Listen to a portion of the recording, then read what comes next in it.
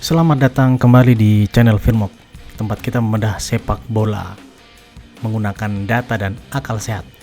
Sepak bola modern sering kali terlihat seperti permainan monopoli para miliarder.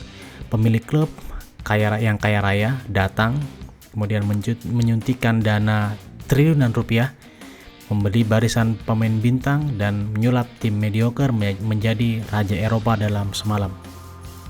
Namun tahukah bahwa sepak bola pernah berada di ambang kehancuran massal karena praktik bakar uang ini?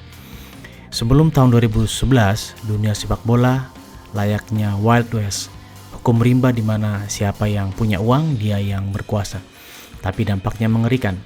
Banyak klub memaksakan diri meminjam uang ke bank demi membeli pemain bintang agar bisa juara. Ketika mereka gagal juara dan gagal masuk Liga Champions, utang menumpuk dan klub pun hancur lebur. Ingat kehancuran tragis Leeds United di awal tahun 2000-an atau krisis finansial yang menenggelamkan Parma dan Portsmouth. Untuk menghentikan bunuh diri massal ini, UEFA akhirnya menekan tombol darurat. Mereka menciptakan sebuah sistem regulasi yang kini menjadi mimpi buruk bagi klub-klub sultan. Regulasi itu bernama Financial Fair Play atau FFP. Pada video kali ini kita akan membongkar tuntas rahasia dapur keuangan sepak bola Eropa. Kita akan mempelajari bagaimana FFP bekerja, trik licik klub mengakalinya hingga sanksi paling brutal yang bisa mencabut gelar juara. Mari kita mulai investigasinya. Lalu apa sebenarnya Financial Fair Play itu? Apakah ini alat untuk mencegah klub kecil menjadi besar? Jawabannya tidak. FFP diciptakan bukan untuk melarang klub belanja, melainkan untuk memastikan kelangsungan hidup klub dalam jangka yang panjang atau sustainability. Jantung utama dari FFP ini adalah prinsip break even atau titik impas. Aturannya sangat sederhana di atas kertas. Klub tidak boleh membelanjakan uang lebih besar daripada pendapatan yang mereka hasilkan sendiri. Mari kita bedah apa saja yang dihitung sebagai pemasukan sah untuk klub yang dibuat oleh UEFA. Pertama adalah uang tiket penonton di stadion. Yang kedua hak siar televisi, kemudian penjualan merchandise dan jersey, hadiah kompetisi, dan sponsor komersial. Uang dari sumber-sumber inilah yang boleh digunakan untuk membayar dua hal utama. Pertama adalah biaya transfer pemain dan kedua adalah gaji pemain. Tapi ada pengecualian yang cerdas dari UEFA. Pengeluaran untuk membangun stadion baru, membangun fasilitas latihan, akademi pemain muda, dan pengembangan tim sepak bola wanita tidak dihitung sebagai beban FFP. Mengapa? Karena UEFA ingin klub berinvestasi pada masa depan dan infrastruktur, bukan sekedar menghamburkan uang untuk menggaji bintang-bintang klub mereka.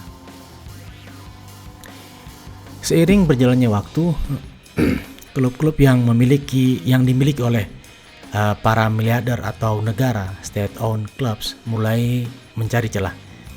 Jika mereka tidak boleh menyuntikkan uang pribadi secara langsung, bagaimana mereka kemudian akan mendanai transfer gila-gilaan? Muncullah trik yang disebut sebagai sponsor akal-akalan atau related party transaction. Skenario begini. Sebuah klub yang dimiliki oleh seorang miliarder atau sultan ini tidak boleh mentransfer uang pribadinya ke kas klub. Jadi sang sultan kemudian menggunakan perusahaan penerbangan atau perusahaan energi miliknya sendiri untuk menjadi sponsor utama klub tersebut dengan nilai kontrak yang sangat tidak masuk akal. Misalnya ada sebuah sponsor yang harga normal pasarannya hanya 10 juta euro, kemudian disuntik menjadi 100 juta euro per tahun. Di atas kertas laporan keuangan klub terlihat untung besar sehingga mereka bisa lolos dari Financial Fair Play ini. Namun UEFA tidak bodoh. Mereka memasukkan aturan fair market market value atau nilai pasar yang wajar. UEFA kemudian menyewa auditor independen untuk menilai harga asli dari sebuah sponsor. Jika ketahuan nilainya digelembungkan, dengan kata lain markup, maka sisa uangnya tidak akan dihitung sebagai pemasukan yang sah.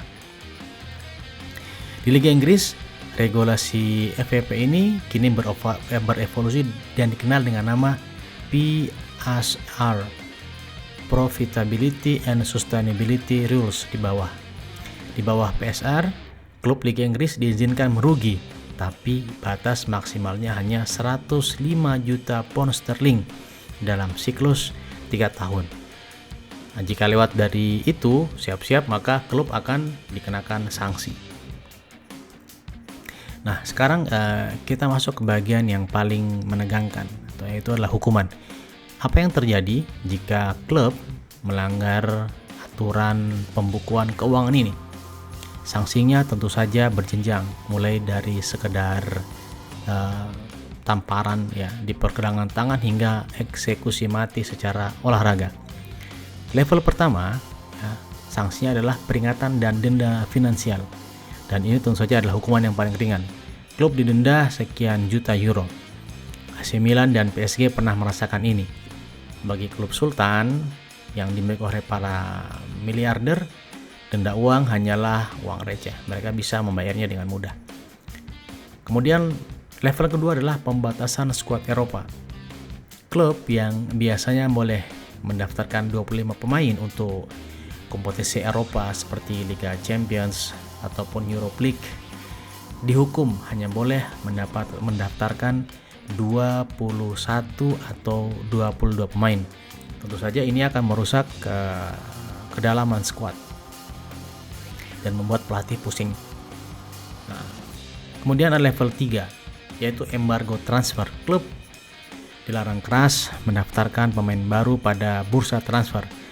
Atletico Madrid dan juga Chelsea pernah merasakan penderitaan ini, di mana mereka tidak boleh membeli pemain ini, atau jikapun mereka dibeli, tidak boleh mendaftarkan pemain itu dalam kompetisi.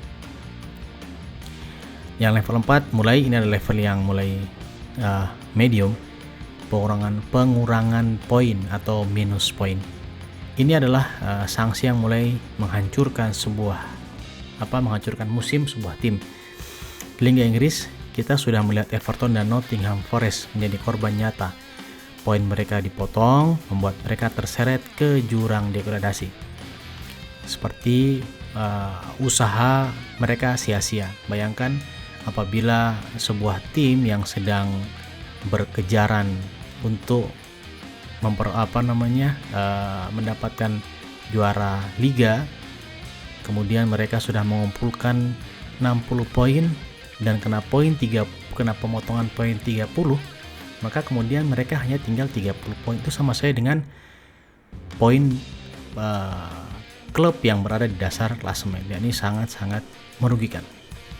Dan level yang kelima adalah level yang hukuman yang paling keras, degradasi paksa dan pencabutan gelar. Ini adalah bencana, katastrofi, kiamat bagi sebuah klub. Sanksi pamungkas ini disiapkan untuk pelanggaran berat, termasuk dalamnya adalah penipuan dokumen sistematis dan ketidakkooperatifan selama bertahun-tahun. Jadi level kelima ini adalah akumulasi daripada hukuman-hukuman yang ada sebelumnya.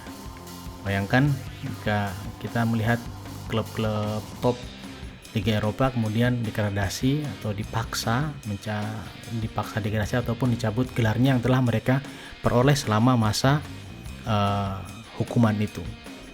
Jadi jika sebuah klub punya 3 gelar, yang mana 3 gelar itu diperoleh pada masa-masa yang dianggap melanggar financial fair play, maka 3 gelar tersebut akan dicabut dan diberikan kepada klub yang berada di posisi bawahnya dalam 3 musim tersebut. Nah, sahabat Firmok, hukuman level tertinggi itulah yang saat ini menjadi bayang-bayang gelap bagi beberapa klub raksasa Eropa. Jika terbukti melakukan penipuan finansial dengan skala yang masif, sebuah dinasti bisa saja langsung runtuh dalam semalam. Kasta mereka diturunkan paksa dan semua trofi yang diraih pada masa pelanggaran akan dihapus dari buku sejarah. Nah, kesimpulannya, Financial Fair Play atau PSR atau apapun nama regulasi finansial masa kini telah mengubah wajah sepak bola selamanya. Era di mana sebuah klub bisa berutang gila-gilaan demi seorang striker bintang sudah berakhir. Sepak bola modern bukan lagi sekedar soal siapa yang punya taktik terbaik di lapangan, tetapi juga siapa yang punya akuntan terbaik di ruang manajemen. Bagi fans, ini mungkin terasa membosankan, tapi bagi kelangsungan hidup klub yang sudah berdiri ratusan tahun ini adalah salah satunya cara agar mereka tidak punah dimakan keserakahan. Bagaimana menurut kalian sahabat Firmop? Apakah aturan FFP ini sudah adil atau justru hanya menguntungkan klub-klub tradisional yang sudah kaya sejak dulu? Silahkan tulis opini di kolom komentar. Jangan lupa sebarkan video edukasi ini agar semakin banyak fans bola yang melek regulasi. Terima kasih telah menyimak. Sampai jumpa di video-video berikutnya. Salam olahraga.